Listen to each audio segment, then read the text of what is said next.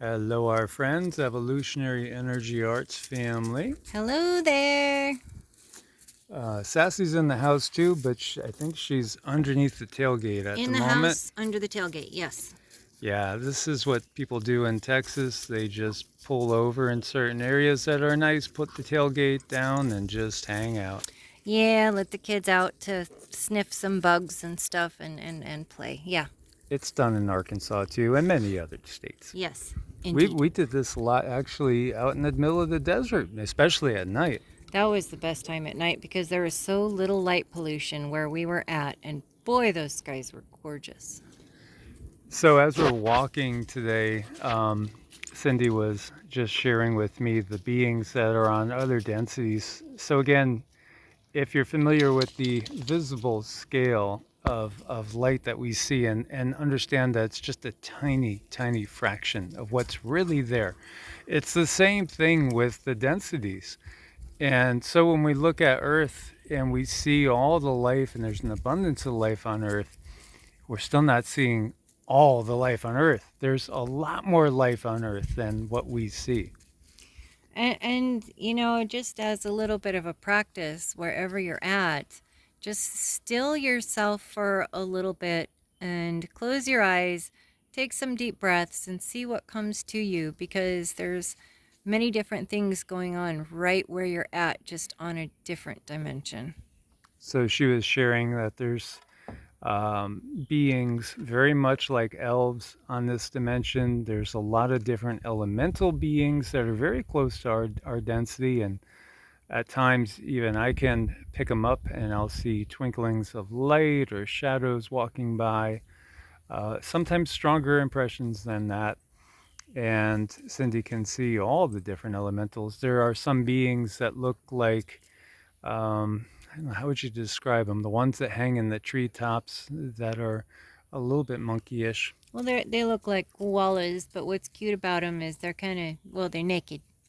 Oh, okay. And then we were talking about one of the areas that we explore, and that there is a Bigfoot in that area, and there's also a lot of ancient mounds. And, a lot of these mounds that we have all over the US are actually mounds that were made by beings that we would call giants. And there's really been millions of giant bodies that have been dug up all across the US. And you can still find dozens and dozens and dozens of newspaper articles going back over 100 years plus that talk about, oh, giant bodies dug up, 7 foot 6 inches tall, 8 foot 11 inches tall, 9 foot tall, one after another, after another, after another. Now, these giants in the Satya and the Treta yugas, in the gold and the silver age, would be even bigger. Part of the reason we're so small in this age, it does have something to do with the oxygen. It does have something to do with the environment. It does also have something to do with the control system and the fact that, we don't get as much nutrition as we could get. And if the control system wasn't in place, we would get a lot more nutrition if we were working in harmony with Mother Nature. And we would thus have a much healthier existence, live longer lives, and, have abundant health. But there's a lot of beings that have chosen to no longer stay in the density of the controllers and move on.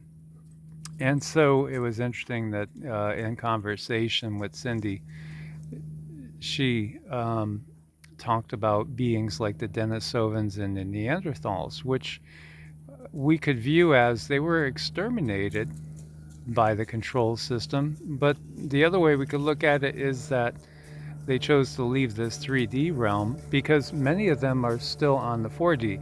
And so we were going to do a video yesterday. We ended up doing a different one instead.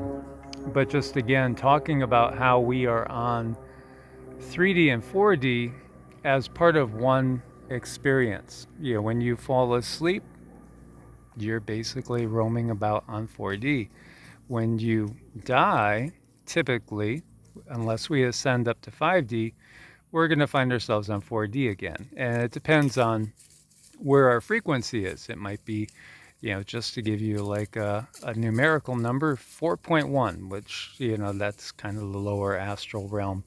So, your experience there, you might encounter a lot of dark beings. Now, if you are on, say, 4.4, 4.5, 4.6, you might not see hardly any dark beings, and everything might be pretty nice, pretty blissful. And if you're up at higher than that, then you could, really think about it in terms of a heavenly experience. But you'll encounter different beings on all these densities.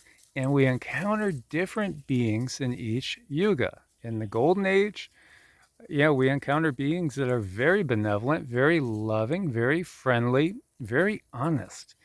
In the silver, the same, although there is a little bit more of a infiltration that starts to take place with the darker energies. The Bronze Age is really a mixed bag. You Mm-hmm. have a little bit of everything going on in the Bronze Age, and then in the Dark Age, it's like, where did all the good guys go? I know. Then, then there's a dark age, and you're left with whatever experience you have from one lifetime to the next. And if you're allowed to pull from that experience and that understanding, if you sit and focus and ask for the information to come forward to give you understanding. But right here in the dark age, the whole reason we have so many books is because we are not capable of holding that information or pulling it from our energy field while we're in the dark age. But in the golden age, that's different. We don't need the books. We don't need anything because everything that we need is right there. So when we think about things like woolly mammoths, saber-toothed tigers, Denisovans, Neanderthals, giant three-toed sloths, these beings are not necessarily totally gone. No, in many cases, they're still totally having an existence on 4D. They're On a just not here, right here where we see them. on a different realm. So when you get the understanding that energy cannot be destroyed, it changes form, then these energies, when they do pass on, they're simply on a different density having another experience. And groups do this and they come together. It's like they all decide to jump in one great big pool, one big pond for one another to help each other have an experience and grow. And then when they're done, or sometimes, you look at animals and you think, well, maybe they've gone extinct. But no, as a collective, they've decided to leave and go to another density. Absolutely. Of course, some have the DNA of Neanderthal and Denisovans in them to this day, but in reality, when we look to existence on 4D, the span of time, again, 4D doesn't really have time. That's the thing. And so, it's a totally, totally different scenario that we find ourselves in. But consciousness always is. Once consciousness is, it is. It just is. It always is. It is. You can't, as has been said by many wise men, you can't get behind consciousness. You can't find the originating thing that existed before consciousness did. So, again, science tends to be completely backwards. And when we think about, this biology of the body creating consciousness, you can't get any more backward than that thinking. No, I mean, they like to bring us up in a way where they teach us that science is, it's this thing here and you have to follow the rules and you can only think, per these parameters, but it's so much more. There's so much more to life. And boy, I really have heard many people say how they believe that the school system is really limiting our children, and it is. And I gotta say, huge kudos to so many moms out there who are looking into the unschooling their children so that they can actually be opened up to more, and open up to more creativity. And since we are moving out of this Kali Yuga, it's perfectly natural for people to start saying, hey, what all you scientists told us, this isn't true. And it's perfectly natural for people to look back and say, gosh, those science books and stuff were sure rewritten a whole bunch of times, it's, what's wrong with this picture? And everyone is slowly but surely asking questions and questioning the narrative. And this is the expansion in our consciousness.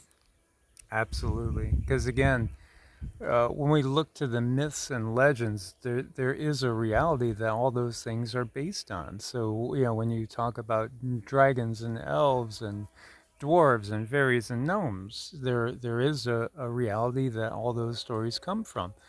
And we simply have encountered them in the past on our journey through the different cycles of the yuga, and we are remembering them. Mm-hmm. Slowly but surely, one person at a time, opening our minds, using different methods and modalities. Most of all, most important is the silence of your mind. And mantras are really good too for bringing about that expansion and that understanding. And boy, oh boy, that's what the controllers definitely don't want. They don't want people to realize that there's holes in their story. And gosh, there's a lot of them. The more you awaken, and the more that pineal gland starts to fire, the more holes you're going to find in their story. Absolutely. It hit me the other day as just how ludicrous some of the things that we've been brought up with are. And, just completely unbelievable once you have this knowing that really only comes with direct experience, but you can have that. And really what we have to do is, again, clean ourselves up, detoxify ourselves from the system and everything to do with it, get more time out in nature, and you'll recognize the magic and the beauty that's all around you. Mm-hmm. Yes, you sure will. Giving yourself that time and giving yourself uh, that time to rest and allow your energy to unfold, and, don't be so caught up in the mainstream things, because that's just going to pull you back down. Absolutely. As always, guys, thanks for your support on Ko-Fi and Patreon. Much love, God bless, and namaste. Namaste.